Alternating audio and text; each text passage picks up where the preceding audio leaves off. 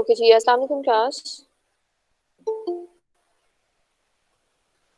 I hope you all are doing great.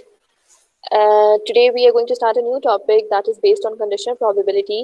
And before starting this interactive session, I have already uploaded a few recorded videos that was particularly based on addition law and the classical approach of probability.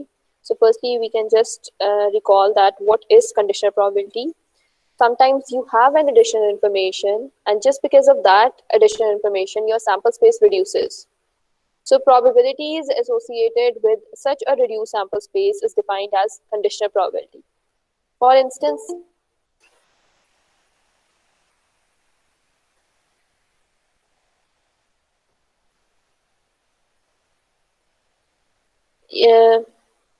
जी अक्रमा, आपका क्या question है? Assignment के questions. Assignment के questions आपके deadline आपकी आज की है ना असाइनमेंट की? मैम वो सेंड को कर दी है, लेकिन आप एक दफा दोबारा एक्सप्लेन कर दें उन्हें क्वेश्चंस को. असाइनमेंट आप लोगों ने अगर सबमिट करवा दी है ना, उसके बाद मैं उस पर एक लेक्चर रखूंगी जिसमें मैं सारे क्वेश्चंस एक्सप्लेन कर दूंगी. आप लोग के रिस्पॉन्सेज अभी आज 12 o'clock से पहले जिनके आ जाएंगे उनके मैं एक्सेप्ट कर लूंगी, और उसके बाद फिर मैं उसको एक्सप्लेन करूंगी कि आप लोगों ने असाइनमेंट में क्या किया है और कहाँ कहाँ मिस्टेक्स थी आप लोग की. ठीक है. इनफैक्ट मैंने आज एक रिकॉर्डेड वीडियो भी अपलोड की है जिसमें आपके तीनों क्विजेस जो अब तक हम लोगों ने दिए हैं उसके सारे सोल्यूशंस हैं, और उसका ही एक रिकॉर्डेड लेक्चर मैंने अपलोड किया है, उसको देख लें. इसी तरह फिर आप लोग का जो असाइनमेंट का है उसका भी रिकॉर्डेड वीडियो उसका अपलोड कर दूंगी मैं क्वेश्चंस के साथ. ठीक है.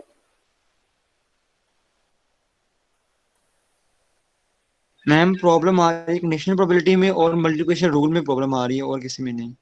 ओके, मैं अभी कंडीशनल प्रोबेबिलिटी समझाने लगी हूँ ना, आप लोग यहाँ पे देख लो, अपनी कंफ्यूजन दूर करो, और उससे रिलेटेड फिर अगर असाइनमेंट में कोई प्रॉब्लम आ रही है तो वो अभी डिस्कस कर लेते हैं. ठीक है.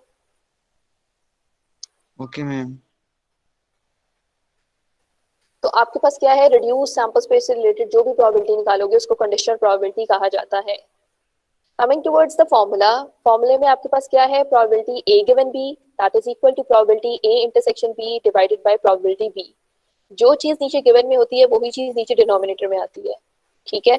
ए गिवन बी का मतलब है इवेंट बी पहले अकर हो चुका है और आप ए की प्रोबेबिलिटी निकाल रहे हो, and probability B given A का मतलब है आप ए इवेंट पहले अकर हो चुका है और आप बी की प्रोबेबिलिटी निकाल रहे हो, और जो चीज नीचे गिवन में होती है वही चीज नीचे डिनोमिनेटर में आ जाती है. ठीक है. Now, if you have a question where two coins are tossed, what is the probability that two heads result given that there is at least one head? Now, if you have the case where two coins are tossed, two coins are tossed का मतलब है आपकी sample space क्या बनेगी, head head tail head head tail tail tail. ये आपके पास sample space बन गई in a case if you toss a coin twice times. अब आप देखो यहाँ पर गिवन का वर्ड है, गिवन से पहले वाले को इवेंट ए डिफाइन कर दो और गिवन के बाद वाले को इवेंट बी डिफाइन कर दो.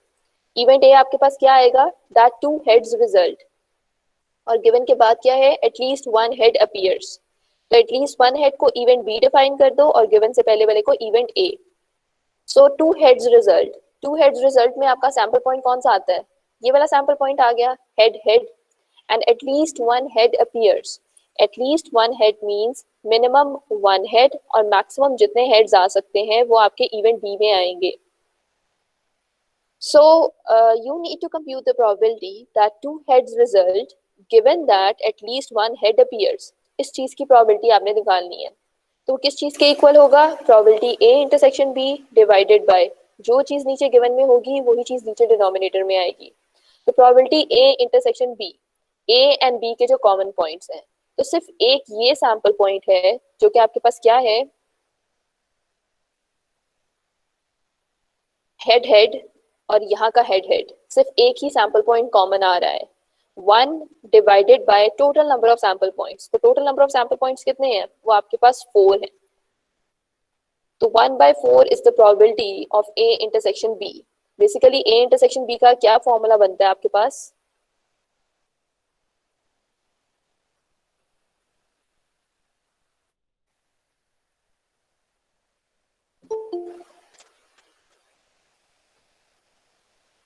number of sample points that are common in both A and B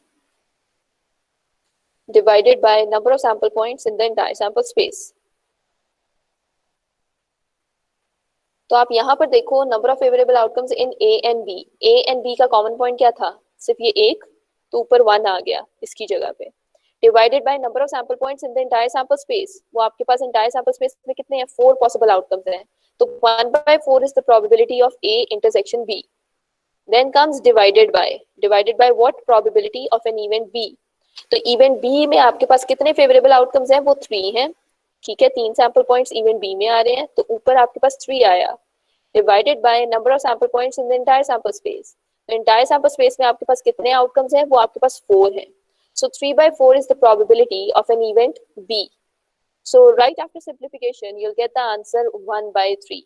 So this is the probability that 2 heads result given that at least 1 head appears. इस क्वेश्चन में किसी को कोई प्रॉब्लम?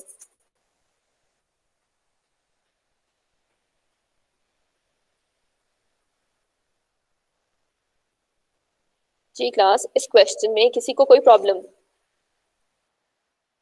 नो मैम, इसमें problem तो नहीं है, पर इसमें मैम इसमें सैंपल पॉइंट बता दिए गए हैं कितने आपके सैंपल पॉइंट्स बनेंगे, लेकिन कुछ क्वेश्चन ऐसे होते हैं जिसमें सैंपल पॉइंट्स नहीं गिवन होते, मतलब वो 0 पॉइंट में आते हैं आंसर, 0.87, 0.81, तो उनको कैसे हम डिफाइन तो करेंगे? दैट मींस वो ऑलरेडी आपके पास प्रोबेबिलिटीज गिवन है, तो आपने उसमें सैंपल स्पेस बनाने की जरूरत ही नहीं है. अगर प्रोबेबिलिटीज क्वेश्चंस में इटसेल्फ गिवन है तो फिर आप सैंपल स्पेस क्यों बनाओगे? हम तो सैंपल स्पेस उस केस में बनाते हैं जब हमारे पास प्रोबेबिलिटीज गिवन ना हो. फॉर एग्जांपल, हमें नहीं पता था प्रोबेबिलिटी बी की जगह क्या आएगा, हम पहले सैंपल स्पेस बनाते, उसमें से बी डिफाइन करते, फिर हम प्रोबेबिलिटी ऑफ बी निकाल सकते थे. लेकिन कुछ क्वेश्चंस में अगर इटसेल्फ ही आपके पास वो गिवन है प्रोबेबिलिटी, तो आप तो एग्जैक्टली प्रोबेबिलिटी को सिर्फ सब्स्टिट्यूट करोगे फॉर्मूले में, उसमें आपको खुद कंप्यूट करने की जरूरत तो नहीं पड़ेगी. Okay ma'am. Okay, so coming towards more questions related to conditional probability.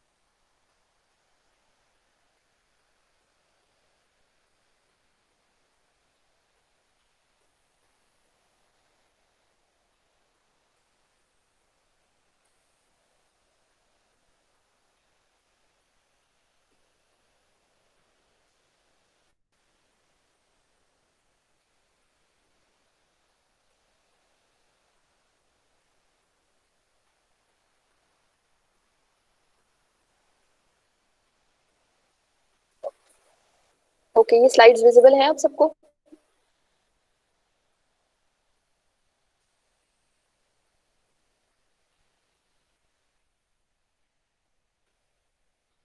Ji students, आपको ये स्लाइड्स विजिबल हैं? Yes. Okay. A man tosses 2 fair dice. What is the probability that the sum of the 2 dice will be 7 given that the sum is odd? Given का word use किया जा रहा है, that clearly means we'll be using conditional probability over here. तो given से पहले वाले को event A define कर दो that the sum of the 2 dice will be 7, और given के बाद वाले को event B define कर दो that the sum is odd. So simply आपके पास 2 डाई की बात की जा रही है, that means your sample space will be this one having 36 sample points, and you'll define an event A as the sum of the 2 die is 7. इसको event A define कर दिया जो कि given से पहले था, और given के बाद था that the sum of the 2 die is odd. इसको event B define कर दिया. अब देखो दोनों आउटकम्स को ऐड करो, 1 + 6 that is equal to 7, 2 + 5 that is equal to 7, up till so on 6 + 1. ये वो आउटकम्स हैं जिनको आप सम अप करो या टोटल लो, उनका टोटल क्या आएगा? 7 आएगा. Then comes the sum is odd. आप दोनों आउटकम्स को जब ऐड करोगे, उन आउटकम्स को ऐड करने के बाद आपका जो सम आएगा वो ऑड नंबर होना चाहिए. तो 1 + 2 is equal to 3, 1 + 4 is equal to 5. So these are all the sample points whose sum will result in an odd number. तो आपने probability निकालनी थी the sum of the two die is 7 given that the sum is odd. ये चीज आपने find out करनी है. तो ये किस चीज के इक्वल है? probability a intersection b divided by जो चीज नीचे गिवन में होती है वही चीज नीचे डिनोमिनेटर में आती है. तो probability a intersection b निकालना है. a intersection b मींस कि a एंड b के जो कॉमन पॉइंट्स हैं, तो a एंड b के कॉमन पॉइंट्स आपके पास ये आ रहे हैं. तो टोटल कितने सैंपल पॉइंट्स कॉमन है? 6 sample points are common in between A and B divided by number of sample points in the entire sample space. तो entire sample space में आपके पास कितने sample points थे? 36. So 6 by 36 is the probability of A intersection B divided by probability of an event B. Event B के कितने sample points हैं? वो total 18 sample points हैं जो कि event B में आ रहे हैं divided by total number of sample points in the entire sample space. वो हमारे पास कितने थे? 36. So 36 के साथ cancel out हुआ. You're just left with 6 by 18. So this is the probability of an event A given B. Then comes the B part. The sum is greater than 6. The sum is greater than 6 से पहले क्या है? The sum of the two die will be 7 given that the sum is greater than 6. तो given से पहले वाले को event A define कर दो और given के बाद वाले को event C define कर दो. Simply the sum is 7. You'll get these 6 sample points whose sum will result in a total of 7 and event C as the sum is greater than 6. तो ये वो sample points हैं जिनको जब आप total करो या sum करो that will result into greater than 6. Means 1 plus 6 is equal to 7, 2 plus 5 that is equal to 7 up till so on 6 plus 6 that is equal to 12. So these are the all sample points that will result in a sum that is greater than 6. Now you need to compute the probability that the sum is 7 given that the sum is greater than 6. So that is equal to probability A intersection C divided by whatever is given under this condition, वही चीज नीचे denominator में आ जाती है. So probability A intersection C means what? A and C के जो common points हैं. So A and C के common points आपके पास ये आ गए. So we have a total of 6 sample points that are common in between A and C, divided by number of sample points in the entire sample space. So we have a total of 36 sample points, and out of these 36 sample points, we have only 6 sample points that are common in between A and C. Furthermore, इसको divide कर दें probability of an event C के साथ.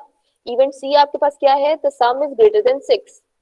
तो आपके पास 21 sample points ऐसे हैं out of these 36 sample points जिनका जब आप sum करोगे वो 6 से greater आएगा. And right after simplification, you'll get the answer 6 by 21. Coming towards the C part, आपके पास क्या था? The two dice had the same outcome. So you can simply define it as an event D that the two dice will have the same outcome. Means दोनों outcomes जो आप देखोगे वो आपके same होने चाहिए. तो 1,1, 2,2 up till so on 6,6 ये 6 sample points ऐसे हैं जिनका आउटकम सेम होता है.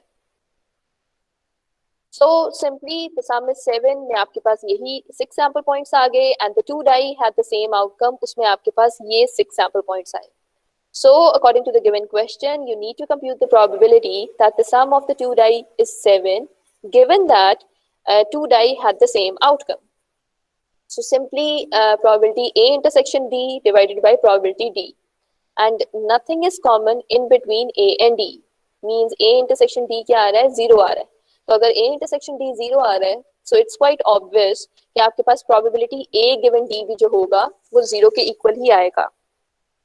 So any difficulty in this question or any question?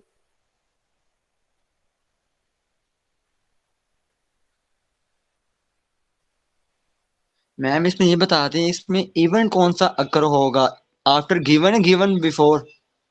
देखो गिवन से ऊपर वाला और गिवन के नीचे वाले दो इवेंट्स होते हैं आपके पास. अक्कर पहले वही होगा जो गिवन से नीचे होगा और जिस चीज की आप प्रोबेबिलिटी निकालना चाहोगे वो हमेशा ऊपर आएगा. आप यहाँ पर प्रोबेबिलिटी किस चीज की निकालना चाह रहे हो? आप यहाँ पर प्रोबेबिलिटी निकालना चाह रहे हो सम ऑफ द टू डाई. तो ये जो सम ऑफ द टू डाई है इसको आपने इवेंट ए डिफाइन किया था, ये हमेशा ऊपर आएगा. गिवन से बाद वाले जो भी इवेंट्स हैं वो उस गिवन के नीचे आएंगे. मींस वो स्लैश से नीचे आएंगे. जिस तरह मर्जी इवेंट्स को डिफाइन कर लो, ठीक है। मैम इससे नीचे वाला क्वेश्चन है वो देखिए जरा। ये वाला क्वेश्चन, जी मैम ये वाला। ओके। अच्छा, इस क्वेश्चन में तो किसी को कोई प्रॉब्लम नहीं है। What about rest of the students, is it clear? Yes ma'am ये तो क्लियर है। ओके, सो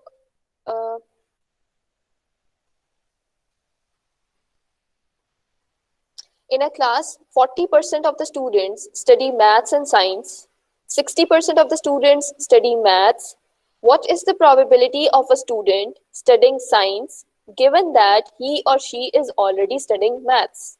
अब यहाँ पर देखो, आपसे के पास गिवन से पहले वाला जो इवेंट है उसको इवेंट ए डिफाइन कर दो या इवेंट एस डिफाइन कर दो, that a student is studying science, ठीक है।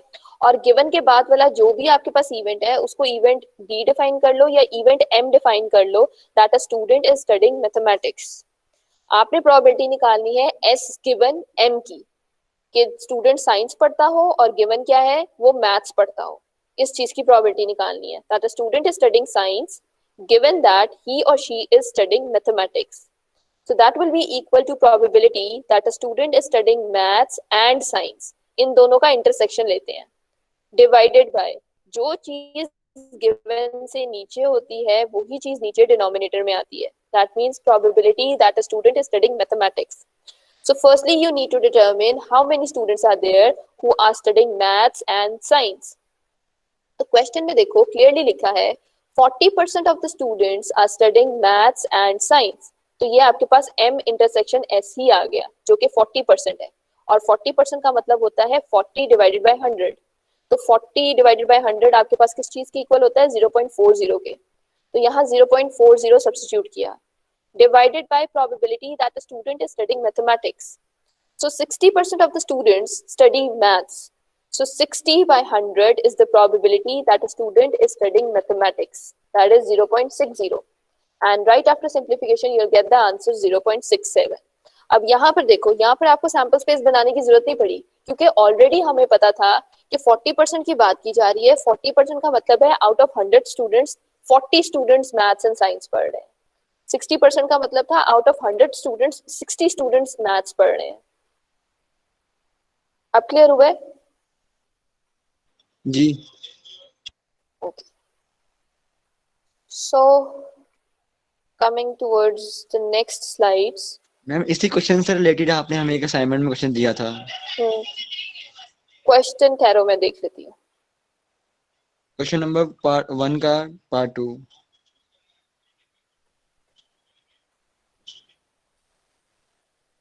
वन का पार्ट 2.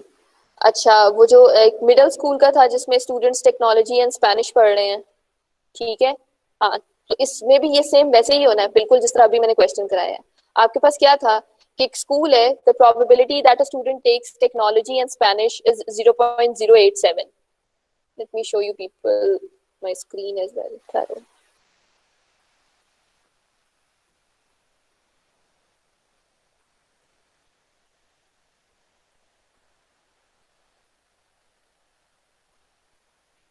जी, अब ये क्वेश्चन स्लाइड आप लोग को शो हो रही है ये असाइनमेंट? नहीं मैम.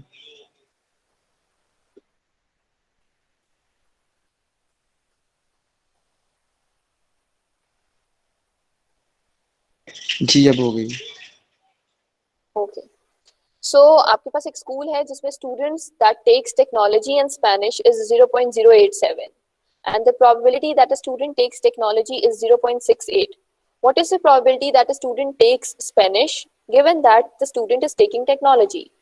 Given से पहले वाले को event S define करो और given के बाद वाले को event T define करो.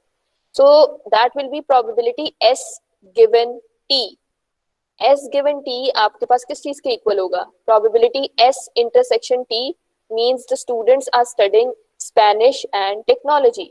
तो वो ऑलरेडी प्रोबेबिलिटी गिवन है जो कि 0.087 है, तो ये चीज ऊपर न्यूमरेटर में आ जाएगी, डिवाइडेड बाय प्रोबेबिलिटी जो चीज नीचे गिवन में होती है वही चीज नीचे डिनोमिनेटर में आती है.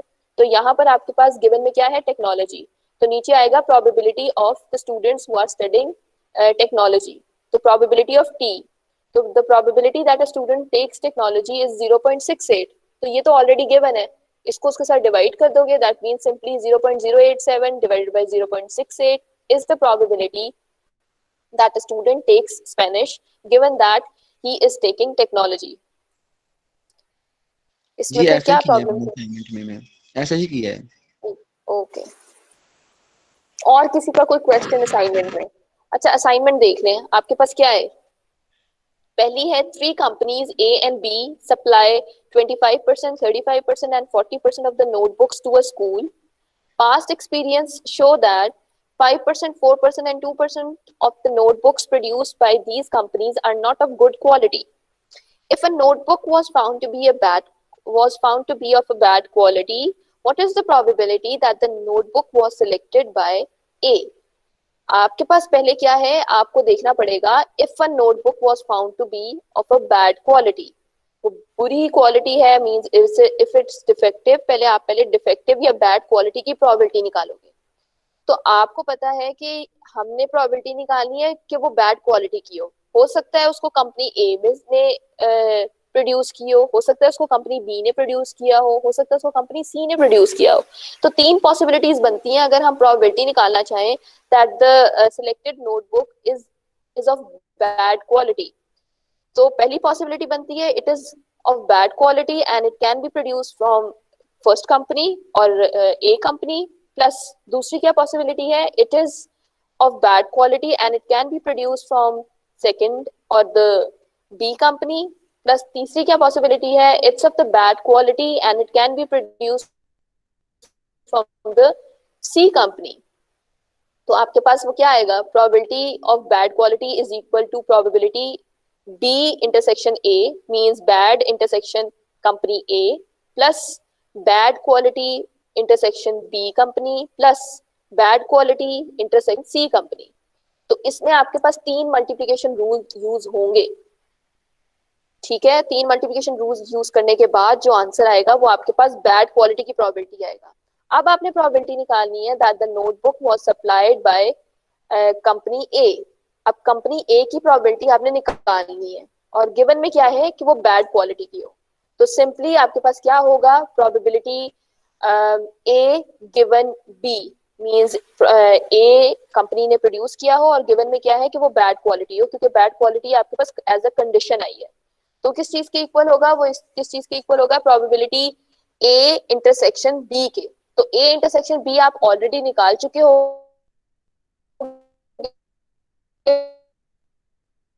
जो कि मल्टीप्लिकेशन रूल में आपका ए के साथ। प्रोबेबिलिटी ए आपके पास क्या है, प्रोबेबिलिटी बी के साथ। प्रोबेबिलिटी बी आपके पास क्या है, that it is of bad quality. तो बैड क्वालिटी की तो ऑलरेडी आप मल्टीप्लिकेशन रूल के अकॉर्डिंगली पहले फाइंड कर चुके होगे, तो सिंपली उनकी रेशियो लोगे तो ये आपके पास क्वेश्चन सॉल्व हो जाएगा। ये सेम वैसे ही है जिस तरह मैंने आपके पास एक मल्टीप्लिकेशन रूल वाला क्वेश्चन करवाया है, जिसमें तीन आपके पास अगर बॉक्सेस हो, तीनों बॉक्सेस में से अगर आपने रेड बॉल निकालना हो तो रेड बॉल के आने के क्या चांसेस है। तो रेड बॉल के आने के चांसेस है, हो सकता है उसको बॉक्स ए में से आ सकती हो सकता है वो बॉक्स बी में से आ सकती हो सकता है वो बॉक्स सी में से आ सकती हो। तो ये तीन पॉसिबिलिटीज आपके पास बनती हैं, तो आपके पास रेड बॉल की पॉसिबिलिटी आ जाएगी, ठीक है। उसके बाद आपके पास बी पार्ट में कहा हुआ था, if the ball drawn is red what is the probability that it came from box A. तो ये क्वेश्चन सेम वैसे ही है, सिर्फ वहां पे और इसमें क्या फर्क है, यहाँ पर आपके पास परसेंटेजेस की फॉर्म में प्रोबेबिलिटीज गिवन है, वहां आपको खुद निकालनी पड़ रही थी, यहाँ पर ऑलरेडी प्रोबेबिलिटीज गिवन है। तो आप सिंपली सब्स्टिट्यूशन करोगे और उसी के अकॉर्डिंगली क्वेश्चन सॉल्व करोगे तो ये हो जाएगा। When comes an integer is chosen at random from the first 80,000 positive integers, what is the probability that the integer chosen is divisible by at least one of the numbers 2, 4, 6, 7? Now you can simply see that कि आपके पास at least का word use किया जा रहा है और commas given है, so we'll be using addition law over here. Addition law आपके पास क्या है कि probability A union B union C union D, चार इवेंट्स हैं, तो चार इवेंट्स का एडिशन लॉ लगाओगे आप, ठीक है। और total number of sample points कितने हैं, वो 80,000 है। तो उसी के अकॉर्डिंगली पहले आप इंडिविजुअली पहले देखोगे, फिर दो दो के कॉम्बिनेशन, फिर तीन तीन के कॉम्बिनेशन, और एट द एंड आपके पास चार का कॉम्बिनेशन बनेगा। तो उसी तरह आपका क्वेश्चन सॉल्व हो जाएगा। Then comes the probability that it will be 2 degrees centigrade or below tomorrow morning is 0.9. When the temperature is that low, the probability that my car will not start is 0.1. अब यहाँ पर आपके पास देखो ये questions conditional probability के through ही solve होगा. किस तरह पता चला है? What is the probability that tomorrow it will be 2 degrees centigrade or below and my car will not start? And का word use किया जा रहा है और conditions दो हैं. तो एंड से पहले वाले को इवेंट ए डिफाइन करो, एंड के बाद वाले को इवेंट बी डिफाइन कर दो, तो आप प्रोबेबिलिटी ए इंटरसेक्शन बी निकालोगे. तो probability A intersection B basically कहाँ से आएगी? जो कंडीशनल प्रोबेबिलिटी पड़ी थी, कंडीशनल प्रोबेबिलिटी को हमने फिर मल्टीप्लिकेशन रूल में कन्वर्ट किया था और फिर मल्टीप्लिकेशन रूल को हम यूज करेंगे यहाँ पे. और मल्टीप्लिकेशन रूल के अकॉर्डिंगली जो गिवन वाली स्टेटमेंट या जो डिनोमिनेटर वाली स्टेटमेंट होगी वो ऑलरेडी आपके पास इस क्वेश्चन में गिवन है, उन्हीं को आपने डायरेक्ट सब्स्टिट्यूट करना है. ठीक है, नहीं मैम समझ नहीं आया. देखो ना आपके पास क्या है, the what is the probability that tomorrow it will be 2 degree centigrade or below. तो ये इवेंट ए है आपके पास, that it will be 2 degree centigrade or below. तो यहाँ पर देखो that the probability that it will be 2 degree centigrade or below tomorrow morning is 0.9. तो ये इवेंट ए की प्रोबेबिलिटी आ गई है आपके पास. ठीक है, then comes when the temperature is that low, the probability that my car will not start is 0.1. आपने जो and my car will not start इसको इवेंट बी डिफाइन किया था. ठीक है, तो यहाँ पर देखो आप किस चीज की प्रोबेबिलिटी निकाल रहे हो. when the temperature is that low, the probability that my car will not start. अब उसकी गाड़ी अगर स्टार्ट नहीं होगी उसकी प्रोबेबिलिटी 0.1 है. और कंडीशन में क्या है, the temperature is that low, और टेम्परेचर कितना लो है, 2 डिग्री सेंटीग्रेड और बिलो. तो ये आपके पास जो 0.1 है किस चीज की प्रोबेबिलिटी है, वो प्रोबेबिलिटी बी गिवन ए की प्रोबेबिलिटी है. तो सिंपली इसमें आपके पास probability A intersection B that will be equal to probability B given A multiply by probability A. ये चीज लगनी है. पहले इवेंट्स डिफाइन करो और इवेंट्स के अकॉर्डिंगली देखो कि क्वेश्चन में आपके पास क्या चीज गिवन है. जो चीज गिवन है उसी के अकॉर्डिंगली हम प्रोबेबिलिटीज को लिखते हैं और उसी मल्टीप्लिकेशन रूल में सब्स्टिट्यूट कर देते हैं. मैम फॉर्मूला रिपीट कीजिएगा.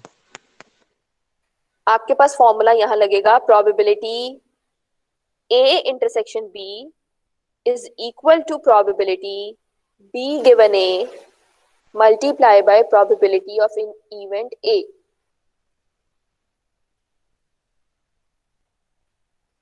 मैम ये इस तरह होगा ना, 0.1 ओवर 0.9 मल्टीप्लाई बाय 0.9. जी बिल्कुल. तो मैम इसका आंसर 0.1 आता है, ऐसे ही मैंने किया हुआ असाइनमेंट में. तो बच्चे इट्स फाइन. ओके ठीक है. 0.9 को मल्टीप्लाई करना है 0.1 के साथ. जी. तो क्या आंसर है? 0.1 ही आएगा ना मैम. बच्चे 0.1 किस तरह आ सकता है? आपके पास 0.09 बनता है. 0.9 को मल्टीप्लाई करें 0.1 के साथ. 0.09 is the answer.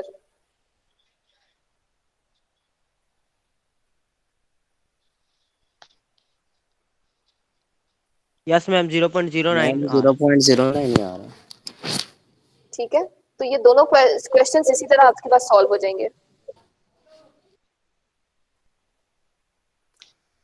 ओके, तो असाइनमेंट में किसी को कोई प्रॉब्लम नहीं होनी चाहिए और आज काइंडली सबमिट करवा दीजिएगा because late assignments are not accepted.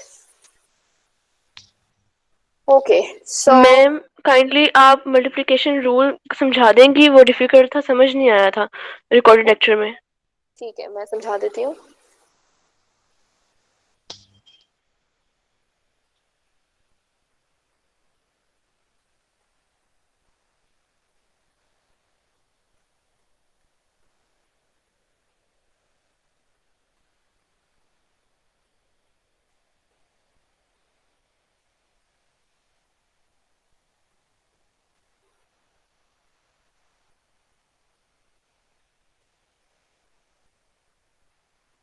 Okay, screen visible है? Yes ma'am. Okay, now coming towards multiplication rule. Multiplication rule में आपके पास क्या होता है कि कंडीशनल प्रोबेबिलिटी आपके पास क्या है, simply a given b is equal to probability a intersection b divided by probability b. Multiplication rule के अकॉर्डिंगली अगर एक चीज आपके पास डिवाइड हो रही हो उसको हम दूसरी तरफ लेके जाके मल्टीप्लाई कर सकते हैं। तो simply probability A given B multiply by probability B is equal to probability A intersection B. Then comes probability B given A that is equal to probability A intersection B divided by probability A। अगर एक तरफ यहाँ पर divide हो रहा है तो multiplication rule के अकॉर्डिंगली ये डिनोमिनेटर वाली टर्म दूसरी तरफ जाके मल्टीप्लाई हो सकती है। तो अगर ये मल्टीप्लाई होगी तो किस चीज के इक्वल होगी, वो प्रोबेबिलिटी A इंटरसेक्शन B के इक्वल आएगी, just like this one. Simply आपके पास जो चीज वहां डिवाइड हो रही थी उसको हमने दूसरी तरफ मल्टीप्लाई किया तो आपके पास प्रोबेबिलिटी A इंटरसेक्शन B आ जाता है। Same goes for this one, यहाँ पर भी आपके पास probability of an event A जो था यहाँ नीचे डिनोमिनेटर में था तो हमने उस डिवीजन वाली चीज को दूसरी तरफ लेके जाके मल्टीप्लाई कर दिया तो ये एक मल्टीप्लिकेशन रूल हमारे पास आ गया। दो मल्टीप्लिकेशन रूल्स आए हैं, दोनों में डिफरेंस क्या है? इस चीज का मतलब है इवेंट बी पहले अकर हो चुका है और आप ए की प्रोबेबिलिटी निकाल रहे हो, ठीक है, और जो चीज नीचे गिवन में होती है वही चीज नीचे साथ एज ए मल्टीपल उसके साथ आ जाती है। Then comes probability B given A multiplied by probability of an event A। इस चीज का मतलब है इवेंट A पहले अकर हो चुका है और आप B की प्रोबेबिलिटी निकालना चाह रहे हो और जो चीज नीचे गिवन में होती है वही चीज एज अ मल्टीपल उसके साथ आती है, ठीक है। तो दोनों में डिफरेंस है और दोनों में देखना पड़ता है कि पहला वाला रूल लगाओगे या दूसरा वाला रूल लगाओगे, depends upon according to the situation कि कौन से क्वेश्चन में किस टाइप का रूल इम्पोज करोगे। Then comes a box contains 15 items, 4 of which are defective and 11 are good. 2 items are to be selected. What is the probability that the first is good and second is defective? अब आप देखो आपके पास क्या use किया गया है यहाँ पर आपसे कहा जा रहा है कि प्रोबेबिलिटी निकालो that the first is good and second is defective। एक तो आपके पास एंड का वर्ड यूज किया जा रहा है और साथ में दो कंडीशंस गिवन है कि फर्स्ट क्या होगा गुड एंड सेकंड क्या होगा डिफेक्टिव। तो सिंपली इस क्वेश्चन को किस तरह सॉल्व करोगे?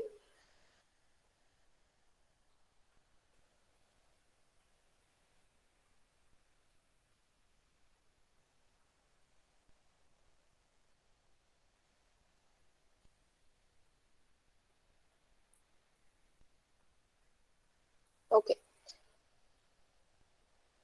आपसे कहा जा रहा है प्रोबेबिलिटी निकालो that the first is good and second is defective.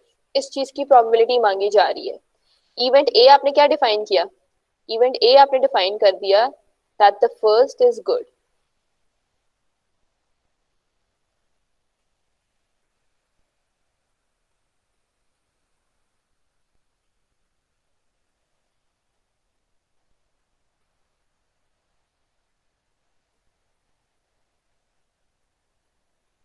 ये first is good and event B आपने डिफाइन कर दिया that the second is defective.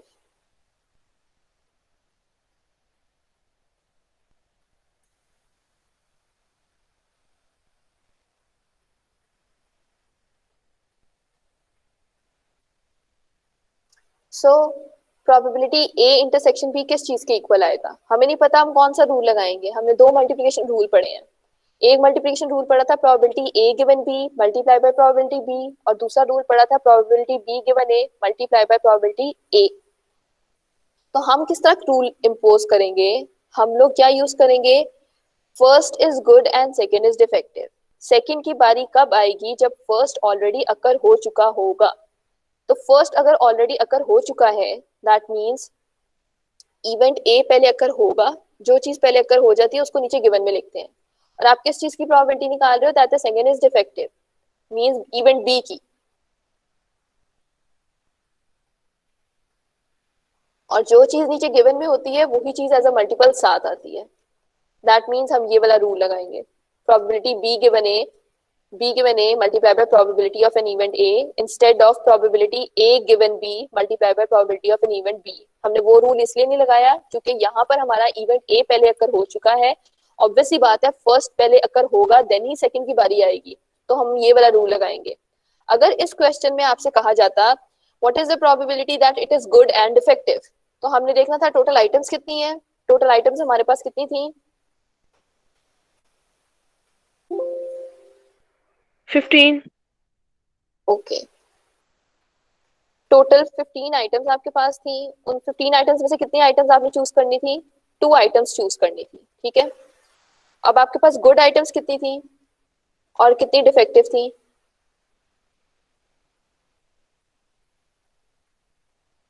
4 ma'am defective 11 थी गुड मैम थी, और 11 गुड्स थी। 11 गुड थी और 11 4 गुड डिफेक्टिव गुड थी। थी। 11 गुड थी, 4 डिफेक्टिव थी। अगर आपसे कहा जाता what is the probability it is good and defective, तो इसमें तो सिंपली हमने क्लासिकल अप्रोच यूज करनी थी ना। That means 11C1 multiply by 4C1 divided by 15C2. So this will be your probability that it is the two items selected are good and defective. लेकिन यहाँ पर देखो, एक तो and का वर्ड यूज किया गया है, साथ में दो कंडीशंस गिवन है that the first will be good and second will be defective. सिर्फ ये फर्स्ट एंड सेकंड के वर्ड की वजह से उन्होंने ये मल्टीप्लिकेशन रूल यहाँ पे यूज किया है, ठीक है। अब आपसे कहा जा रहा है probability B given A into probability of an event A. Event A आपके पास क्या है? First is good. कितनी टोटल आइटम्स हैं? टोटल आपके पास 15 आइटम्स हैं, that means total number of sample points. और ऊपर क्या आएगा? Number of favourable outcomes in an event ए। तो गुड आइटम्स कितनी थी? वो 11 थी। तो 11 by 15 is the probability of an event A, ठीक है। Then comes probability of an event B given A. B given A का क्या मतलब है कि एक आइटम ऑलरेडी चूज हो गई है, और अगर एक आइटम ऑलरेडी आप सिलेक्ट कर चुके हो दैट मींस आपकी सैंपल स्पेस रिड्यूस हो गई है। और 15 आइटम्स में से पीछे कितनी आइटम्स रह गई हैं? You just left with 14 items. Out of these 14 items you have to compute the probability that the first is good. तो गुड आइटम्स कितनी है आपके पास? गुड आइटम्स आपके पास 11 थी, और जो कि पहली आइटम आपने चूज की थी वो सॉरी आपने अब निकालनी है बी गिवन ए। बी का मतलब है that the second is defective. Defective item की प्रोबेबिलिटी निकालनी है, जबकि पहली आइटम जो आपने चूज की थी वो क्या थी? वो गुड थी। दैट मींस स्टिल सारी डिफेक्टिव आइटम्स अभी भी बॉक्स में हैं, क्योंकि पहली आइटम जो चूज की थी वो डिफेक्टिव नहीं थी, वो गुड थी। तो आपके पास अभी भी चारों की चारों डिफेक्टिव हैं, और चारों डिफेक्टिव में से कोई सी भी आइटम सेलेक्ट हो सकती है। So 4 by 14 into 11 by 15 is the probability of A intersection B. अब कुछ क्लियर हुआ है? Yes ma'am. मैम आप काइंडली 2 कार्ड्स वाली जिसकी अगली वाली एग्जांपल है वो भी समझा दें, वो थोड़ी सी समझ नहीं आई थी। ओके ओके, मैं समझा देती हूँ।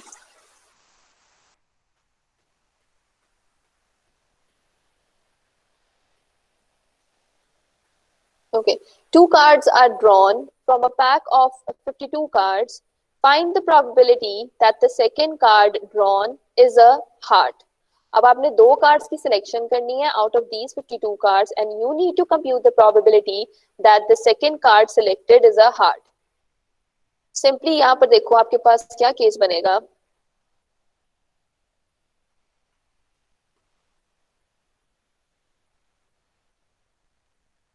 आप फाइंड आउट करना चाह रहे हो क्या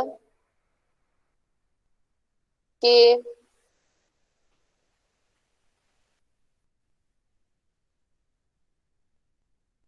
आपने प्रोबेबिलिटी निकालनी है that the second card is a heart. Second card के लिए H2 की नोटेशन यूज कर लेते हैं, ठीक है। सेकंड कार्ड की आप प्रोबेबिलिटी निकालोगे।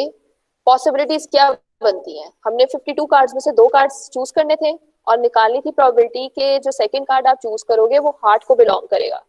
पॉसिबिलिटीज बनती हैं फर्स्ट पर। सेकंड पे तो हमें पता चल गया कि हमने हार्ट की ही निकालनी है। पॉसिबिलिटीज बनेंगी फर्स्ट पर। हो सकता है कि फर्स्ट वाला हार्ट हो सकता है फर्स्ट वाला हार्ट ना हो। तो दो पॉसिबिलिटीज आपके पास बनती हैं। एक पॉसिबिलिटी क्या है? That the first card is heart and second is a heart. एक पॉसिबिलिटी ये बनेगी, ठीक है। दूसरी क्या पॉसिबिलिटी बनती है कि first is not a heart. Not a heart के लिए एन की नोटेशन यूज कर लेते हैं, intersection second is a heart. Not a heart का क्या मतलब है कि वो क्लब, डायमंड, स्पेड तीनों सूट्स में से कोई सा भी सूट का कार्ड हो सकता है, क्योंकि उन्होंने कहा है कि पहला कार्ड आपका हार्ट नहीं है। और इंटरसेक्शन H2 और सेकंड कार्ड होगा ही हार्ट। इसके अलावा मुझे बताएं कोई पॉसिबिलिटी एग्जिस्ट करती है जब आपने सेकंड कार्ड की प्रोबेबिलिटी निकालनी है तो? No ma'am. ओके, सो अब आप किस चीज की प्रोबेबिलिटी निकाल रहे हो? आप प्रोबेबिलिटी निकाल रहे हो H2 की। और ऑब्वियस ही बात है अगर H1 इंटरसेक्शन H2 निकालना हो, हमें ये चीज अगर नहीं पता चल रही कि ऊपर क्या चीज आएगी और गिवन से नीचे क्या चीज आएगी, क्योंकि ये दो मल्टीप्लिकेशन रूल हमने यूज किए हैं इस क्वेश्चन में, तो ऑब्वियस ही बात है पहला कार्ड अगर अक्कर होगा देन ही सेकंड कार्ड की बारी आएगी ना। दैट मीन्स कि आपके पास गिवन में क्या आएगा, पहला कार्ड अक्कर हो चुका है और वो कौन सा था, वो हार्ट का ही था, और हमने प्रोबेबिलिटी किस चीज की निकालनी है, हमने H2 की निकालनी है। तो H2 गिवन H1, और जो चीज नीचे गिवन में होती है वही चीज एज अ मल्टीपल उसके साथ आ जाती है। That means probability of H1 plus probability of n intersection H2। n intersection H2 means कि आपने प्रोबेबिलिटी निकालनी है कि जो फर्स्ट कार्ड आपने सिलेक्ट किया है it's not a heart and the second card will be a heart.